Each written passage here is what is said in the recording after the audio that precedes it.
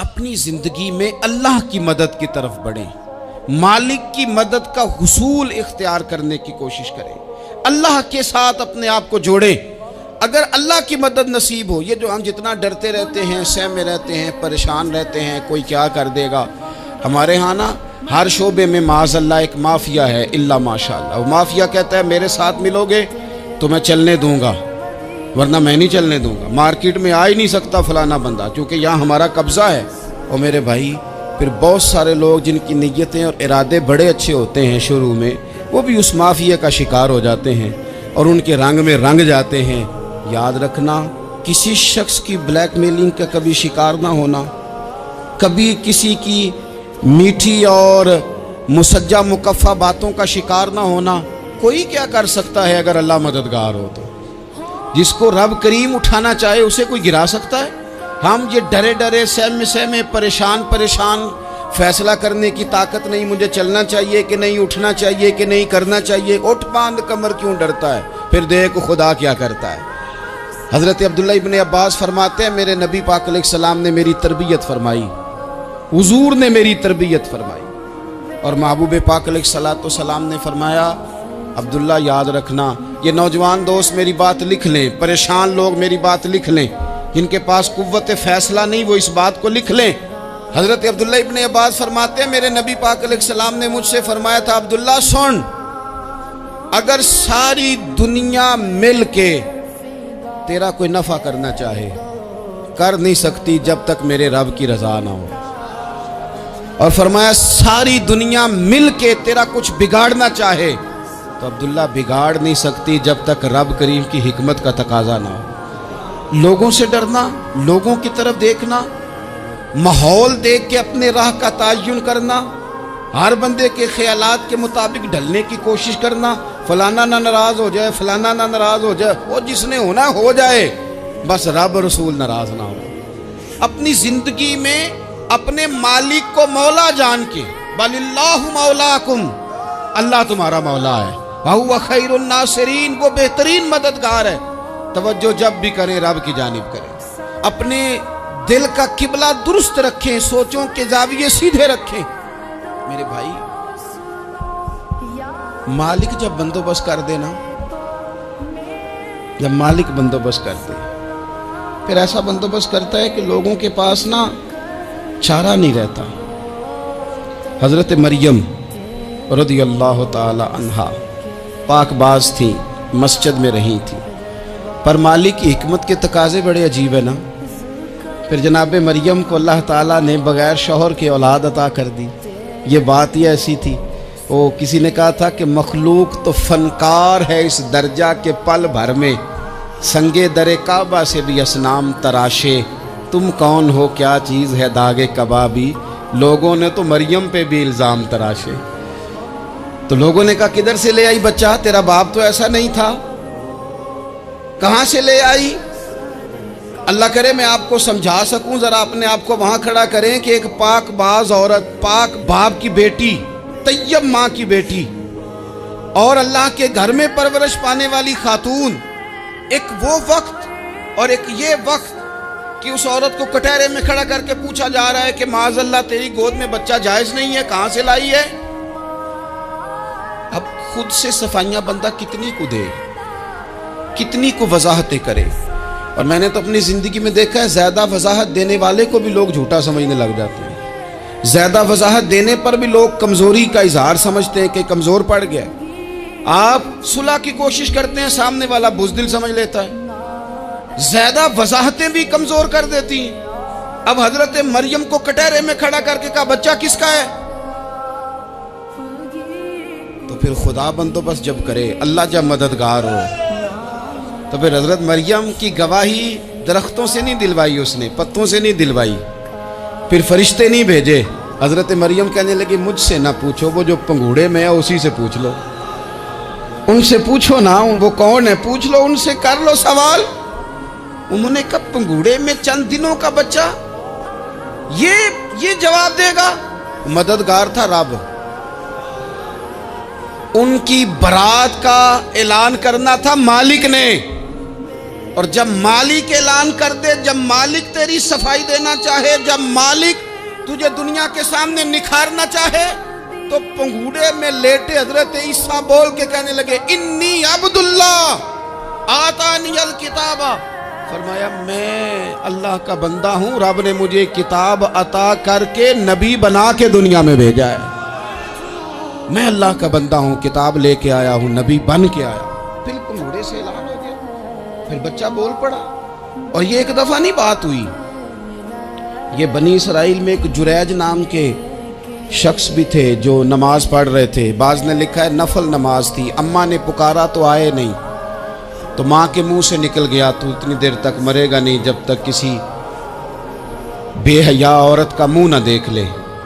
تو وہ عبادت گزار تھے، لیکن لوگوں نے ان کی عبادت، ریاضت، پرہیزگاری کو نہیں دیکھا، بس ایک عورت کو بھیج کے الزام لگوا دیا۔ وہ عورت آیا جایا کرتی تھی، اب آ جاتی ہیں عورتیں، مسئلہ پوچھنے کی نیت سے بھی آ جاتی ہیں۔ ماحول میں کچھ جگہ ایسی بھی ہیں جہاں عورتیں دم کرانے کے بہانے آ جاتی ہیں۔ وہ خاتون آتی جاتی تھی اس خانقاہ پہ، آستانے پہ، یہ بخاری میں موجود ہے، پھر اس نے کہا میری گود میں جو بچہ ہے یہ انہی کا ہے۔ مجھے بتائیں کیسے بندہ وضاحت دے؟ حالات خراب ہو گئے، لوگ کٹیا جلانے لگے، ماحول اور طرح کا بن گیا۔ میرے نبی پاک علیہ الصلوۃ والسلام فرماتے ہیں پھر اس رب کے بندے نے کہا مالک تو کریم ہے، تیری مشیت کا تقاضا آیا جو میری ماں نے جملے بولے تھے، پر اب میں وضاحت دینے کے قابل نہیں رہا، اب تو ہی کرم کرے گا تو دروازہ کھلے گا۔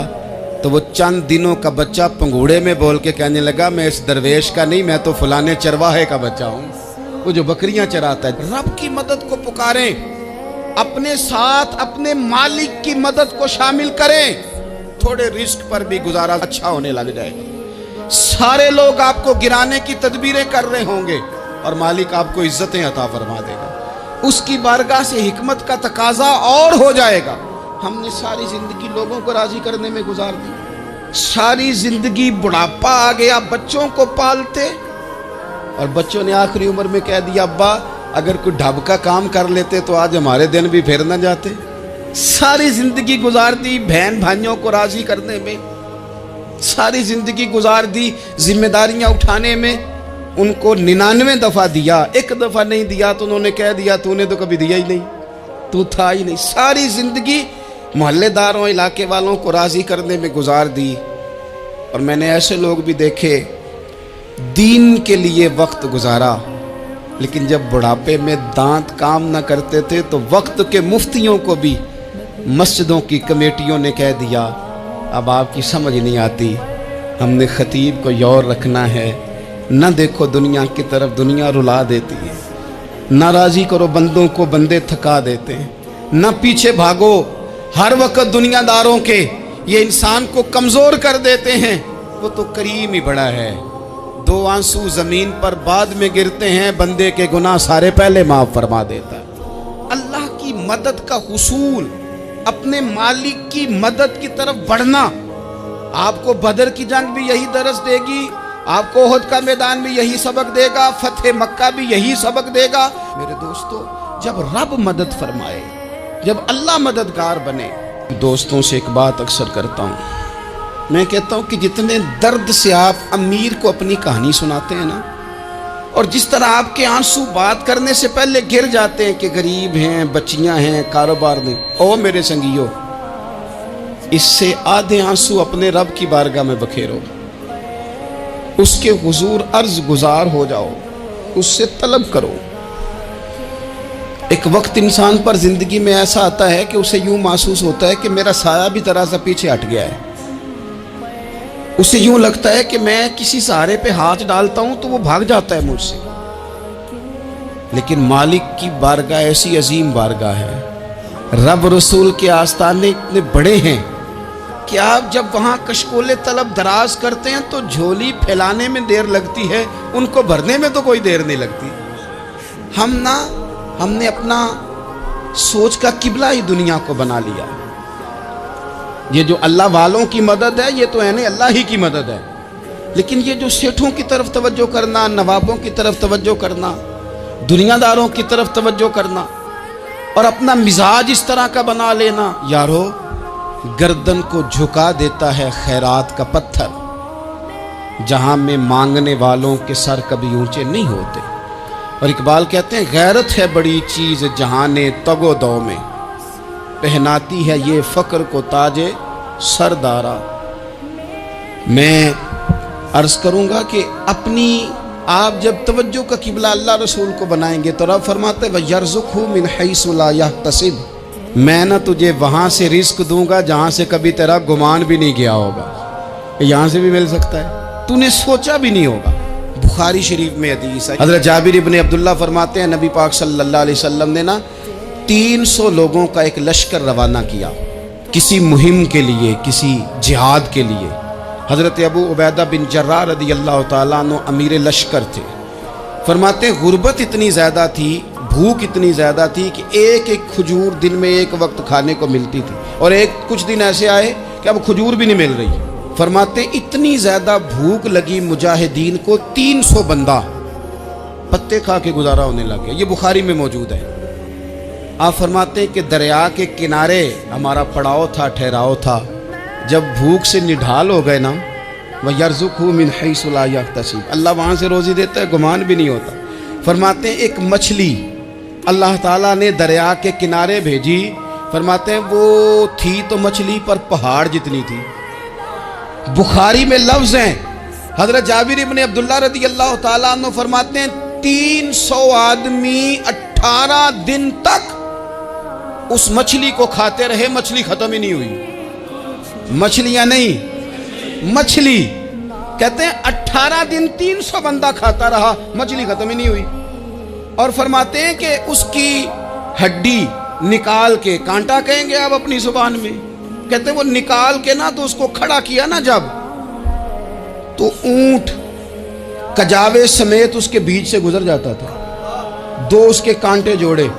फरमाते हैं वो उसका गोश्त हम खाते थे और उसकी चर्बी बतौर तेल के हम जिस्मों पे मलते थे। बीमारों को उससे सुकून आता था, तंदुरुस्ती शिफा होती थी। फरमाते हैं हम खाया भी हमने, और कुछ लेके हम मदीने भी गए, और कुर्बान जाए नबी पाक ने भी उसमें से खाया।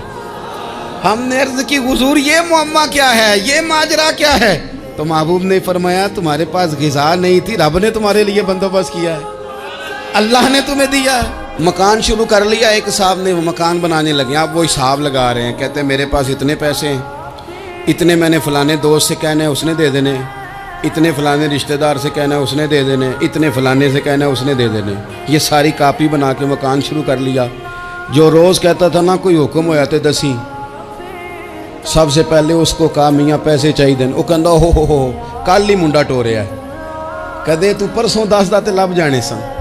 मैं आपको अपने तजर्बे की बात बता रहा हूँ। जिन लोगों का ख्याल होता है ना कि आप स्टार्ट करें फलाना काम, हम आपके साथ हैं, अल्लाह का ही कोई निज़ाम है, वो बिल्कुल भी नहीं साथ होते। लेकिन ऐसा नहीं है कि कोई साथ नहीं होता। अल्लाह ताला बड़े असबाब पैदा करता है, वहाँ से देता है जहाँ से गुमान भी।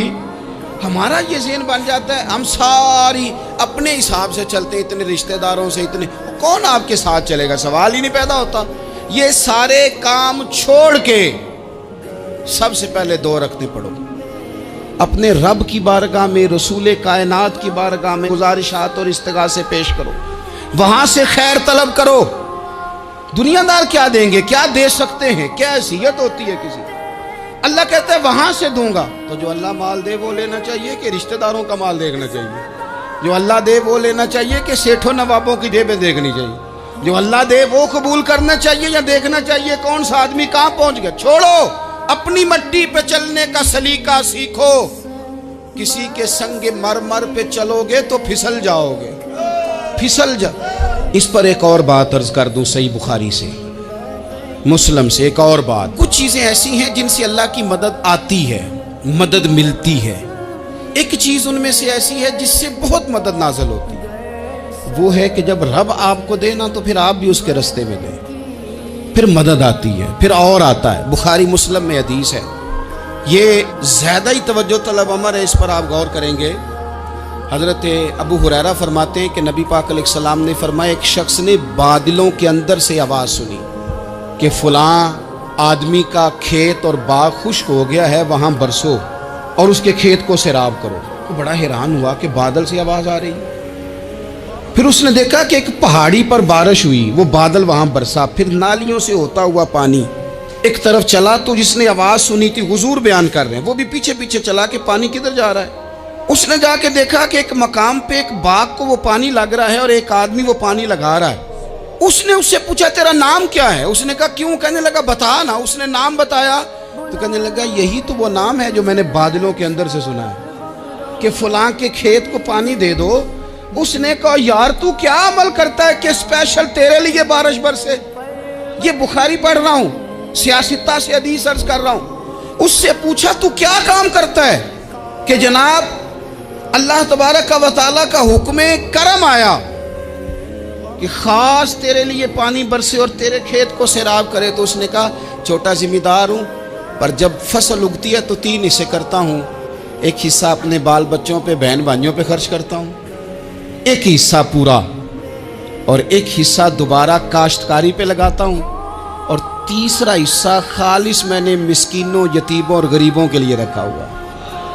وہ جو تیسرا حصہ، اللہ کرے آپ سمجھیں، وہ رب کے بندوں پہ تیسرا حصہ خرچ کرتا ہے نا، تو کریم مالک نے فرمایا جہاں سے غریب کا حصہ جاتا ہے وہ کھیت خشک نہیں رہنا چاہیے، وہ جہاں سے مسکین روٹی کھاتے ہیں وہ خشک نہ رہے، جہاں سے یتیموں کو کچھ آتا ہے کہیں اس کی فصل رہ نہ جائے۔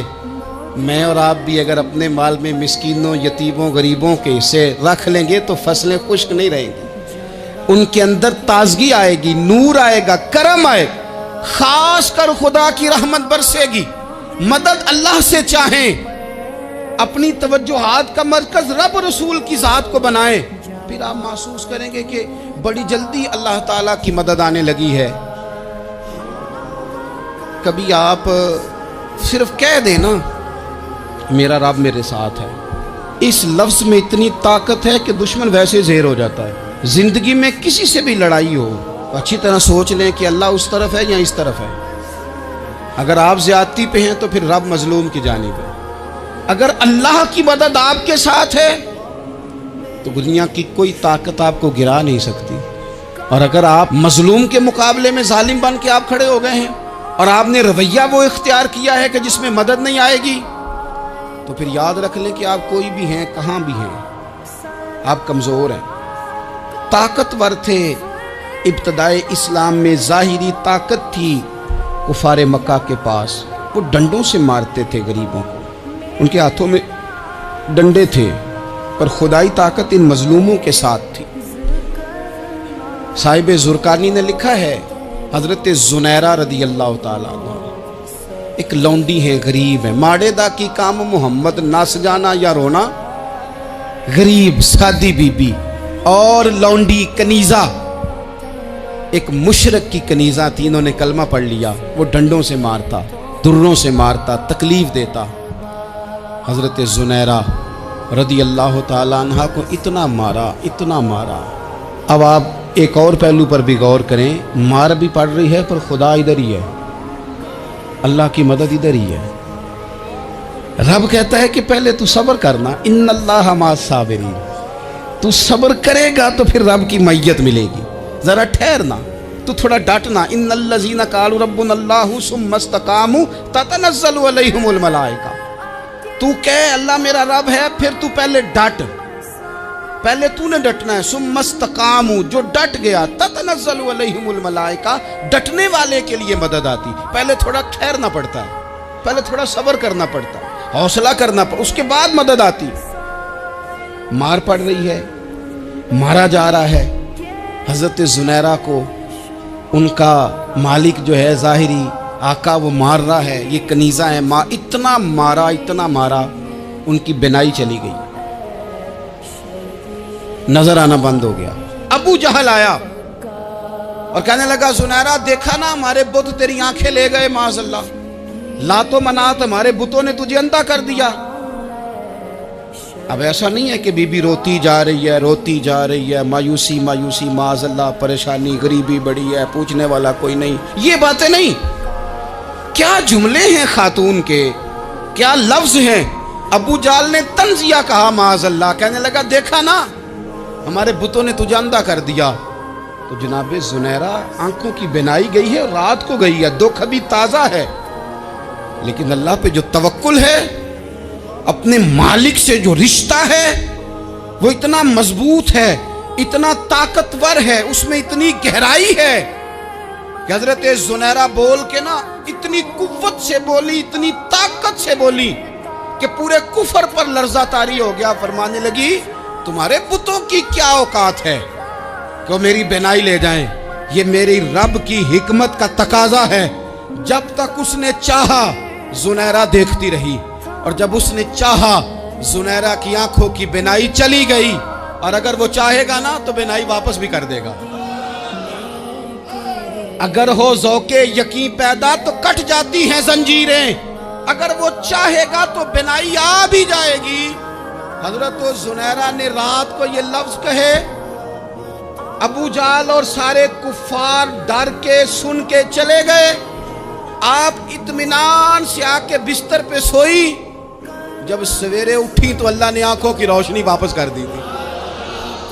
آنکھوں کی اب چھڑی پکڑی ہے، بازاروں میں گھومتی ہے، کہتی ہیں بلاؤ کدھر ہے تمہارے نعت و منات، دیکھو میرے رب نے روشنی واپس کر دی۔ آ کر میرے ساتھ ادھر آ ستمگر ہنر آزمائے، تو تیر آزما ہم جگر آزمائے۔ بیمار لوگوں یاد رکھو، کہہ دیا ڈاکٹر نے کہ تو بڑا بیمار ہے، تو بڑا کمزور ہے، یہ ہو گیا وہ ہو گیا، تو ڈاکٹر اپنے علم کے مطابق بات کر رہا ہے، ہوگا تو وہ جو میرا رب چاہے گا۔ کمزور ہو جانا، پریشان ہو جانا، تکلیف میں آ جانا، پتہ نہیں بات ہو گئی ہے تو جانے کیا ہو جائے گا۔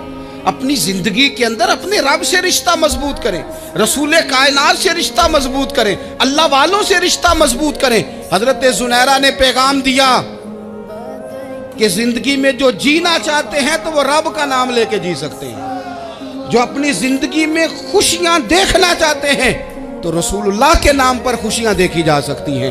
توکل کی بنیاد پر بندہ خوشیاں لے سکتا ہے، اور اگر انسان میں توکل نہیں ہے تو پھر وہ اس کالے جادو سے بھی ڈر رہا ہے، وہ نیلے سے بھی ڈر رہا ہے، وہ پیلے سے بھی ڈر رہا ہے، وہ فلانے سے بھی ڈر رہا ہے، وہ میرے خلاف فلانا رشتہ دار سازش کر رہا ہے تو ڈر رہا ہے، فلانا میرے بارے میں یہ کر رہا ہے تو ڈر رہا ہے، وہ پتہ نہیں دنیا ادھر ہو جائے گی تو کیا ہو جائے گا، اٹھ باندھ کمر کیوں ڈرتا ہے، پھر دیکھ خدا کیا کرتا ہے۔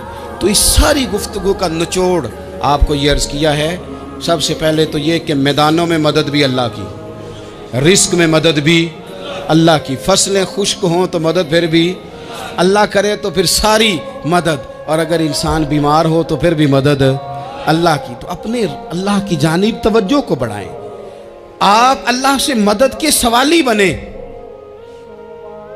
ترمذی کی ایک حدیث ہے، میں آپ کو زندگی کا تجربہ بتاتا ہوں کہ جب میں بڑا پریشان ہوتا ہوں تو یہ والی روایت کھول لیتا ہوں، مزہ دیتی ہے۔